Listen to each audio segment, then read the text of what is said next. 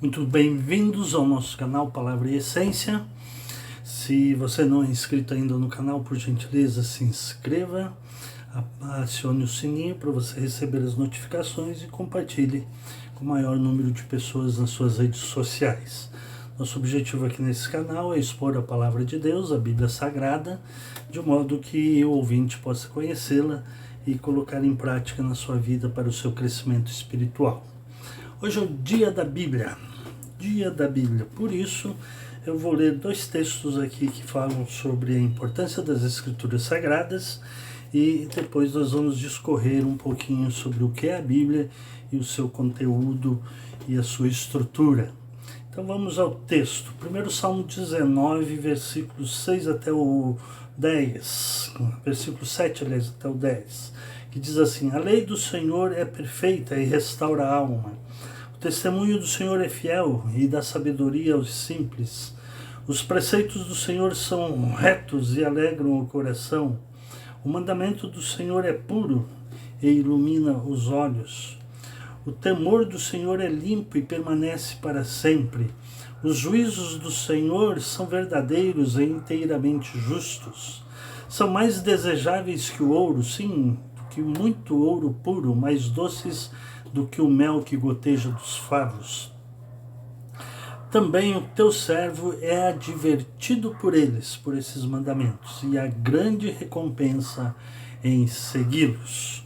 Outro texto que eu quero ler está em 2 Timóteo, capítulo 3, versículo 16, que diz assim: Toda a Escritura, a Bíblia Sagrada, toda a Escritura é divinamente inspirada e proveitosa para ensinar, repreender, para corrigir, para instruir em justiça, a fim de que o homem de Deus, o ser humano de Deus que crê em Deus, tenha capacidade e pleno preparo para realizar toda a boa obra.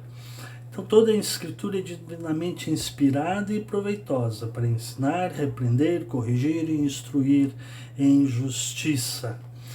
Esses dois textos que vão descrever a importância das Sagradas Escrituras. Temos que levar em conta que a Bíblia Sagrada como um todo deixa bem claro que existe uma teologia natural e uma teologia revelada. A teologia natural está na natureza. Por exemplo, o Salmo que nós lemos, o versículo 1 diz: Os céus proclamam a glória de Deus e o firmamento anuncia obras das suas mãos. E o outro texto, quando Paulo está argumentando em Romanos capítulo 1, que todos são indesculpáveis diante de Deus e ninguém pode dizer que não conhece a Deus, porque capítulo 1, versículo 20, ele diz: Pois os atributos de Deus, os atributos invisíveis de Deus, seu eterno poder e divindade, são vistos claramente desde a criação do mundo e percebidos mediante as coisas criadas, de modo que tais homens são indesculpáveis. Então temos a teologia natural na natureza. O Salmo 19 que nós lemos começa falando da teologia natural também. Os céus proclamam a glória de Deus e o firmamento anuncia a obra das suas mãos. E temos a teologia revelada. Onde é que está a teologia revelada? A lei do Senhor é perfeita, como eu li. Toda a Escritura é inspirada por Deus. Então, o que é a Bíblia? Vamos falar um pouquinho do que é a Bíblia hoje. Diante do que eu já li, a Bíblia é a revelação de Deus de forma escrita. Então é a teologia revelada, é Deus se revelando de forma escrita, teologia revelada. Como é composta a Bíblia Sagrada? A Bíblia Sagrada é composta de 66 livros. Lógico, um livro confeccionado em papel e tinta. 39 desses livros pertencem ao Antigo Testamento e 27 livros pertencem ao Novo Testamento. É composta de livros e cartas, né? E quando se fala de cartas, aliás, quando se fala de livros, a gente se refere no masculino, que, por exemplo, o livro de 1 Samuel. Então a gente fala 1 Samuel e não 1 Samuel. Primeira é usado para as cartas, por exemplo, a primeira carta de Paulo aos Coríntios. Então, 1 Coríntios. Quando é livro, primeiro livro de Samuel, ou primeiro livro de Reis, ou qualquer outro livro que tenha 2. E as cartas, então, no feminino. A Bíblia foi escrita por homens, no entanto, foi inspirada por Deus, conforme nós já lemos em 2 Timóteo, capítulo 3, versículos 16 e 17. Toda a Escritura é inspirada por Deus. Nós, protestantes, temos a Bíblia como nossa regra de fé e prática. De um modo geral, os cristãos têm a Bíblia como regra de fé e prática. Qual é a figura central da Bíblia? A figura central da Bíblia é Jesus Cristo. Jesus Cristo, que é mencionado desde o Gênesis até o Apocalipse, é a figura central da Bíblia. No Antigo Testamento, Jesus Cristo é a promessa que viria para salvar a humanidade do pecado. No Novo Testamento é o cumprimento dessa promessa. Qual é o resumo da mensagem bíblica? O resumo da mensagem bíblica é Evangelho de João, capítulo 3, versículo 16. Que diz assim: porque Deus amou o mundo de tal maneira que deu o seu Filho unigênito para que todo aquele que nele crê não pereça, mas tenha a vida eterna. É o mini-evangelho, como nós costumamos dizer. Então, o resumo da mensagem bíblica está nesse texto, João 3 e 16. Então, a mensagem central da Bíblia, baseado inclusive nesse versículo, que é uma espécie de resumo do Evangelho, a mensagem central da Bíblia é que Cristo morreu em nosso lugar, ressurgiu vencendo a morte e garantindo assim também a nossa vitória no dia da ressurreição final. Essa é a mensagem central da Bíblia.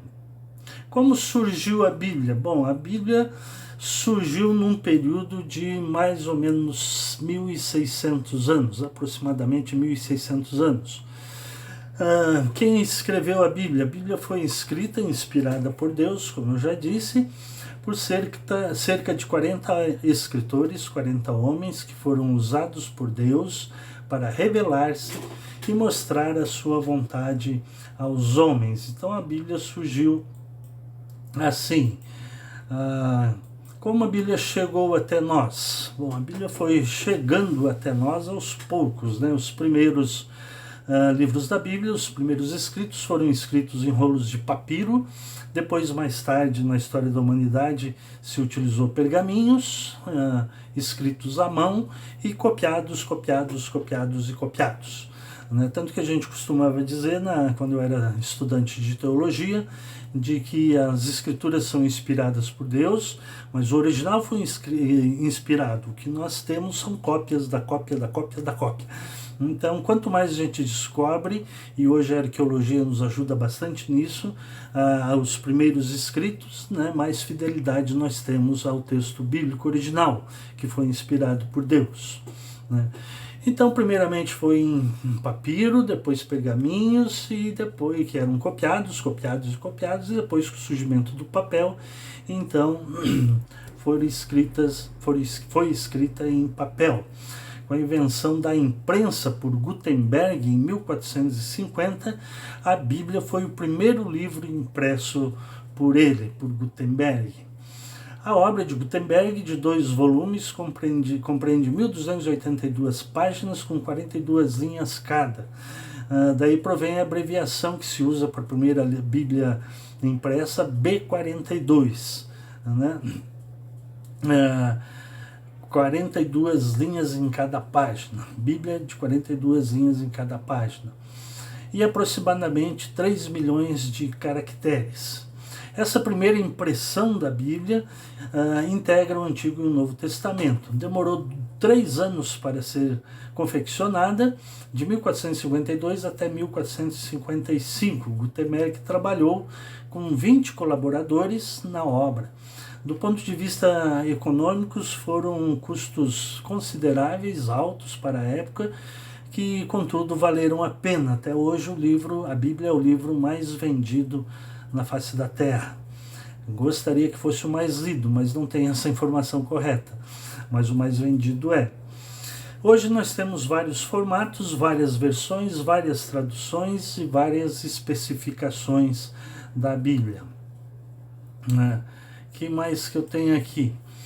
Quais foram os critérios utilizados para que se formasse o cânon da revelação bíblica? O cânon, ou cânon, como dizem alguns. O que é o cânon? O cânon é o registro e interpretação autoritativos da revelação que Deus fez de si mesmo por meio de Jesus Cristo e que estão registrados nas Escrituras, na Bíblia. Então, quais eram os critérios utilizados para que um livro fosse para o cânon e passasse a ser parte da Bíblia, das Escrituras Sagradas? Primeiro, no Antigo Testamento. No Antigo Testamento, o livro tinha que ser escrito em hebraico ou aramaico, que eram as duas línguas faladas pelo povo judeu. Segundo, precisava falar do estabelecimento de uma nova ordem de coisas, que Deus estava promovendo o estabelecimento de uma nova ordem de coisas através de Jesus Cristo. Terceiro, ser atribuídos a personagens famosos do Antigo Testamento, personagens que tinham famas entre os judeus, pelo menos. Quarto, deveria estar em perfeita harmonia com o sentimento nacional, com o povo e com os escribas. E quinto critério, precisava ter testemunho que o Espírito Santo dá a autoridade da Bíblia. Lógico que esse quinto era um critério subjetivo, mas que eles consideravam de uma forma subjetiva também, até mística, esse critério de que Deus tinha se revelado, tinha sido inspirado pelo Espírito Santo. E o Novo Testamento, os critérios para o cânon do Novo Testamento. Primeiro, tinha que ter apostolicidade. O que significa isso? Significa que tinha que ter sido escrito por um apóstolo ou ligado aos apóstolos. E tinha que estar em consonância com a doutrina oral apostólica do primeiro século e numa data dentro do período apostólico. Então, os livros para fazerem parte do Novo Testamento tinham que ter essa apostolicidade. Repetir novamente, ser escrito por um apóstolo ou ligado a alguma pessoa muito próxima dos apóstolos, e deveria estar em consonância com a doutrina oral apostólica do primeiro século.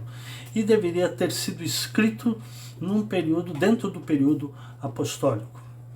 Então esse era o primeiro critério para o Novo Testamento, a apostolicidade. O segundo critério era a universalidade, ser aceito pelas igrejas cristãs de então de uma forma indiscutível, sem se criar polêmicas.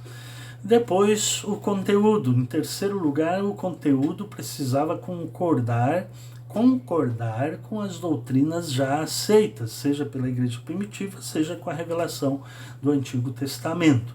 E em quarto lugar, como no Antigo Testamento, o critério para que o livro do Novo Testamento fosse para o cânon, ele precisava demonstrar que tinha sido inspirado pelo Espírito Santo, ou de uma outra frase dizendo, mostrar nítida evidência de ser inspirado pelo Espírito Santo.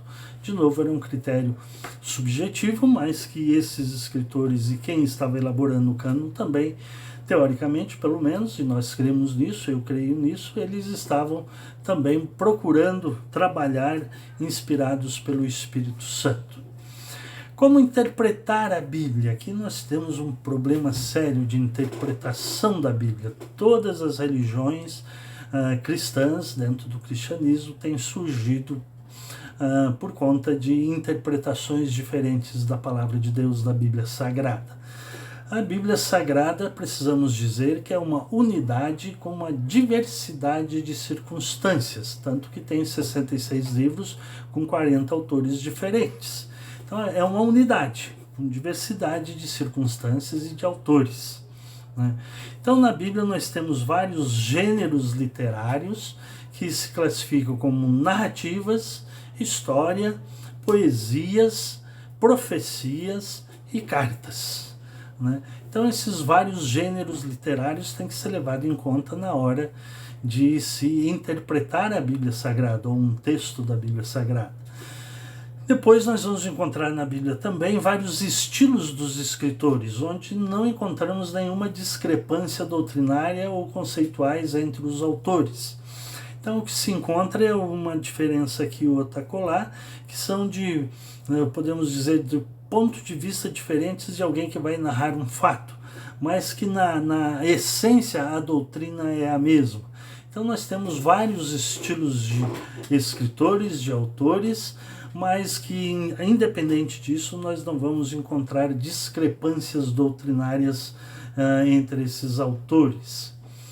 Ainda, para como interpretá-la, nós devemos dizer que há uma unidade na revelação de Deus em progresso.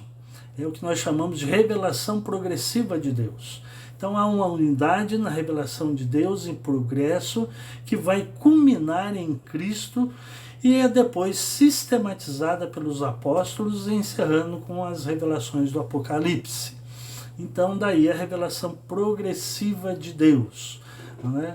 Então há um Deus se revelando progressivamente ao ser humano. Na medida que o ser humano ia entendendo, compreendendo, Deus ia se revelando cada vez mais, culminando na revelação de Jesus Cristo, morrendo na cruz do Calvário pelos nossos pecados e para nos salvar, e depois com a revelação do Apocalipse ao apóstolo João.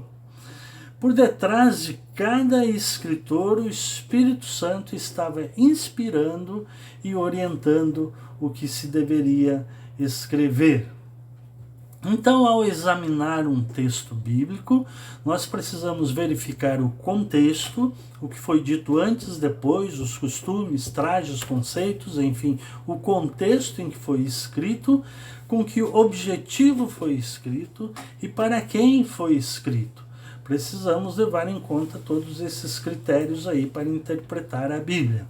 Resumindo, então, considerar a unidade como uma diversidade de situações, a revelação progressiva de Deus, considerar os vários gêneros literários, considerar os vários estilos dos escritores, considerar a inspiração do Espírito Santo e considerar principalmente no contexto de hoje, o texto, o contexto, os objetivos e os destinatários. Então eu vou ler um texto bíblico, um versículo bíblico. Eu tenho que levar em conta o que eu estou lendo, o texto, em que contexto ele foi escrito, levando em conta toda essa questão aí da diversidade de situações, dos gêneros literários, dos estilos dos escritores, qual é o contexto? E depois, qual é o objetivo que esse autor está tendo em mente ao escrever esse texto bíblico? E depois ele levar em conta os destinatários, o que os destinatários entenderam desse texto bíblico. E então, a partir daí, fazer a interpretação correta da Bíblia. A Bíblia hoje tem sido combatida, queimada e distorcida na sua interpretação, muito. Tem atravessado séculos, é verdade, mas está mais viva do que nunca. Como eu já disse, continua sendo o livro mais vendido no mundo. Gostaria que fosse o mais lido também. E então, nós temos hoje várias traduções, estou falando agora da língua portuguesa, várias traduções para a nossa língua portuguesa de vários tipos de pessoas. Primeiro, as primeiras traduções para o português foram feitas por João Ferreira de Almeida, que trabalhou durante muitos anos traduzindo dos textos hebraico e grego para a língua portuguesa. A nossa versão mais antiga é a versão revista e corrigida. Antes disso temos a Bíblia de Figueiredo e uma outra tradução também, mas que não teve grandes repercussões, mas a que mais se usa, que é das mais antigas, é a edição Almeida Revista e Corrigida, publicada pela Sociedade Bíblica do Brasil. Depois, logo em seguida, nós temos publicado pela mesma Sociedade Bíblica do Brasil a edição Almeida Revista e Atualizada, que foram feitas várias atualizações pela Sociedade Bíblica do Brasil. E temos também, baseada na tradução de João Ferreira de Almeida, a versão revisada da imprensa bíblica, que também tem essa característica. Depois nós temos outras versões da Bíblia que foram feitas por outros tradutores. A nova versão internacional, NVI, publicada aqui no Brasil pela editora Vida, né, tem uma equipe de editores que traduziram e fizeram a nova versão internacional, conhecida como NVI. Depois nós temos também, publicado pela editora Vida Nova / editora Agnus, a Bíblia Século XXI. Temos também a Bíblia de Jerusalém, publicado pelas edições Paulus, é uma edição católica. Edições católicas tem várias também, estou destacando as mais conhecidas. Também temos a Bíblia na linguagem de hoje, depois a nova tradução na linguagem de hoje, também publicada pela Sociedade Bíblica do Brasil. Depois nós temos as paráfrases. A primeira paráfrase que surgiu na língua portuguesa é a Bíblia Viva, publicada pela editora Mundo Cristão, editora Mundo Cristão. E mais recentemente, agora nessa década ainda, foi publicada a Bíblia Mensagem, há poucos anos, 2 ou 3 anos atrás, pelo Eugene Peterson, que faleceu recentemente também, que também é uma paráfrase da mensagem bíblica. Chama Bíblia Mensagem. Então, as Bíblias têm também as Bíblias de estudos, mas deixa eu falar rapidamente aqui sobre os critérios de tradução. Essas primeiras que eu falei, a Almeida Revista Corrigida, a Almeida Revista Atualizada e as várias atualizações, edição revisada também, são edições muito literais, que são baseadas numa tradução muito literal. As outras versões são baseadas no que a gente chama de uma tradução dinâmica. Então a tradução mais literal, ela leva em conta qual é o significado daquela palavra no grego, no hebraico, ou no grego, ou no aramaico, e que significa hoje na língua portuguesa. Então é uma tradução muito literal, né? As outras traduções, notadamente a Bíblia na linguagem de hoje, e a Bíblia, a versão internacional também, a Bíblia Século XXI, a nova Almeida Atualizada também, são traduções que levam em conta o que a gente chama de tradução dinâmica, ou seja, eles pegam o texto bíblico e veem o que o autor tinha em mente, o que os destinatários iriam ouvir, o que significava naquele contexto, e então eles traduzem, fazem uma tradução dinâmica para o contexto de hoje e para os destinatários de hoje. De modo geral, são equipes de vários profissionais, sejam linguistas, sejam técnicos, enfim, são todos linguistas técnicos que fazem parte. Um é expert em hebraico, outro em grego, outro aramaico, outro na língua portuguesa, enfim, várias pessoas que são experts no assunto de tradução, são linguistas, né? As Bíblias de estudo. Hoje no nosso mercado brasileiro nós temos muitas traduções ou muitas versões de Bíblias de estudo. Essas Bíblias de estudo são aquelas que trazem notas de rodapé aqui embaixo. Então você tem o texto bíblico aqui em cima, e daí tem uma referência lá, número 1, você vem no número 1 aqui embaixo, e você vai encontrar uma nota de rodapé esclarecendo aquele texto bíblico. Às vezes não é o número, às vezes é o próprio versículo com um asterisco, lá embaixo tem versículo tal, e daí tem a nota de rodapé que é utilizada. Então as Bíblias de estudo lançam luzes para a compreensão do texto, de modo geral sem caráter doutrinário. Então, nesse sentido, nós temos a Bíblia Vida Nova, nós temos a Bíblia Shed, estou falando de Bíblias de estudo. Bíblia de estudo Vida Nova, Bíblia de estudo Shed, Bíblia de estudo NVI, nova versão internacional, Bíblia de estudo Esperança, Vida Nova / Sociedade Bíblica do Brasil. Nós temos a Bíblia Conselheira, publicada pelo CPPC, Corpo de Psicólogos e Psiquiatras Cristãos, em convênio com a Sociedade Bíblica do Brasil. E nós temos a nova Almeida Atualizada, que é essa enciclopédia aqui, nova Almeida Atualizada, né? Então, se você quer uma enciclopédia bíblica, uma Bíblia de estudo, eu recomendo a NAA, Nova Almeida Atualizada. Se você é católico e quer uma boa Bíblia de estudo, eu recomendo esta aqui que eu tenho em mãos, que é a Bíblia de Jerusalém. Parece ao contrário lá no vídeo, né? Mas eu estou citando Bíblia de Jerusalém, publicado pela editora Palmos, que foi a que eu mostrei, que traz as rodas de rodapé, nas notas de rodapé, aliás, com explicações dos versículos, né? Então essas que eu citei são Bíblias que lançam luzes sobre o trecho doutrinário, sobre determinados versículos, sem caráter doutrinário. Lançam luzes sobre o texto bíblico, sem caráter doutrinário. Algumas outras têm notas de rodapé e que direcionam para uma interpretação doutrinária. Assim nós destacamos a Bíblia de Genebra, que é mais direcionada a um calvinismo.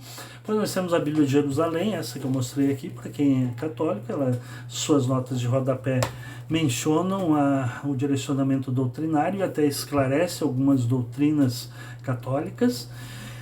Temos a Bíblia Thompson também e a Bíblia Scofield. A Bíblia Scofield saiu de mercado há algum tempo, pelo menos eu não tenho visto mais essa tradução, nem da Bíblia Thompson, mas eram Bíblias mais direcionadas para um determinado campo interpretativo da Bíblia. Temos também a Bíblia Pentecostal, que, como o nome já diz, direciona para a doutrina pentecostal e vai dar destaque às doutrinas pentecostais. Temos também a Bíblia Apologética, que, como o nome já diz, também vai fazer uma apologia, vai fazer uma defesa do Evangelho em função das heresias e dos falsos ensinos que tem hoje. Tem outra Bíblia que chama Bíblia da Vitória, que vai levar em conta a interpretação para que o crente tenha vitória. E tem uma Bíblia também que chama Edição de Promessas, que, como o nome já diz, vai enfatizar as promessas bíblicas. Então, quero concluir alguns dados gerais aqui sobre a Bíblia e quero concluir dizendo o seguinte: estude a Bíblia para ser sábio. Quem disse essa frase foi Billy Graham. Estude a Bíblia para ser sábio, creia na Bíblia para ser salvo e siga os seus princípios para ser santo. Sabedoria, salvação, santidade. Estude para ser sábio, creia para ser salvo e siga os seus princípios para ser santo. Então, neste dia da Bíblia, né,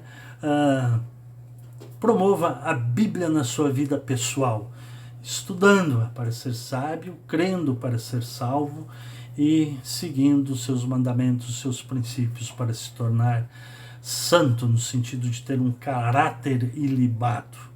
Que Deus os abençoe. Muito obrigado por me ouvir.